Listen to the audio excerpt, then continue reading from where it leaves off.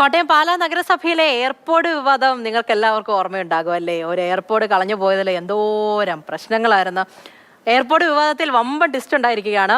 പാലാ നഗരസഭയിൽ നിന്നും കാണാതായ എയർപോർട്ട് ഇപ്പോൾ തിരികെ കിട്ടിയതായി പോലീസ് അറിയിച്ചിട്ടുണ്ട് കേട്ടോ.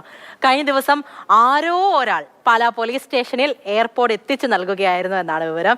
എന്താണ് സംഭവിച്ചതെന്ന് ഷിനോജ് നമുക്ക് പറഞ്ഞു തരും. ഷിനോജെ, ഗുഡ് മോർണിംഗ്. അയ്യോ, എന്തോരം വലിയ പ്രശ്നമായിരുന്നു അല്ലേ? അടി പിടി ബഹളം ആരോപണങ്ങൾ ഒന്നും പറയണ്ട. ആരോ ഒരാൾ പോലീസ് സ്റ്റേഷനിൽ എയർപോർട്ട് എത്തിച്ചിട്ടുണ്ട് എന്നാണ് പറയുന്നത്. ആരാണ് ഈ ആരോ ഒരാൾ? അതിനെക്കുറിച്ച് വിവരം ലഭിച്ചിട്ടുണ്ടോ? കിട്ടിയതുകൊണ്ട് കാര്യങ്ങളൊക്കെ കെട്ടടങ്ങുമോ? പൂജ, കഴിഞ്ഞ ജനുവരിയിലാണ് പാലാ നഗരസഭയിലെ കേരള കോൺഗ്രസ് മാണി ഗ്രൂപ്പ് കൗൺസിലറായിട്ടുള്ള ജോസ് ചീരാങ്കുഴിയുടെ എയർപോർട്ട് 30,000 രൂപ വില വരുന്ന എയർപോർട്ട് കൗൺസിൽ യോഗത്തിനിടെ മോഷണം പോയതായി ആരോപണം വരുന്നത്.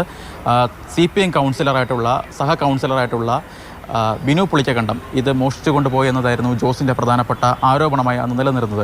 ഇത് സംബന്ധിച്ച് പാലാ പോലീസിൽ ജോസ് അന്ന് തന്നെ പരാതി നൽകിയിട്ടുണ്ടായിരുന്നു. ആ പരാതിയിൽ പറയുന്ന പ്രധാനപ്പെട്ട കാര്യമെന്ന് പറയുന്നത് ഈ എയർപോർട്ട് ഇംഗ്ലണ്ടിലെ മാഞ്ചസ്റ്ററിലേക്ക് ബിനു പുളിക്കകണ്ടം കടത്തി എന്നതായിരുന്നു. അത്തരത്തിൽ ബിനു പുളിക്കകണ്ടം കടത്തി എന്ന് പറയുന്ന മാഞ്ചസ്റ്ററിലേക്ക് കടത്തി എന്ന് പറയുന്ന ആ എയർപോർട്ടാണ് ഇന്നലെ പാലാ പോലീസിലേക്ക് ആരോ ഒരാൾ കൊണ്ടുവന്നതായി പാലാ പോലീസ് തന്നെ ഇപ്പോൾ സ്ഥിരീകരിക്കുന്നത്. ഈ ആരോ ഒരാൾ എന്നതാണ് ഏറ്റവും പ്രധാനപ്പെട്ട കാര്യം.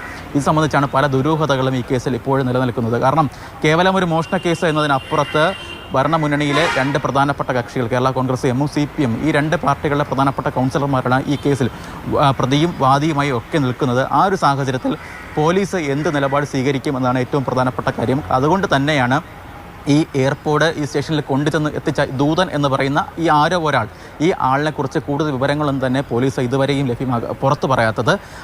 ഈ സാധാരണ ഇത്തരത്തിലൊരു കേസ് വന്നാൽ ഇത്തരത്തിൽ ഒരു നടപടി ഉണ്ടായാൽ അയാളുടെ മൊഴി രേഖപ്പെടുത്തി അയാളുടെ കാര്യങ്ങളൊക്കെ സാധാരണ പുറത്തു പറയാനാണ്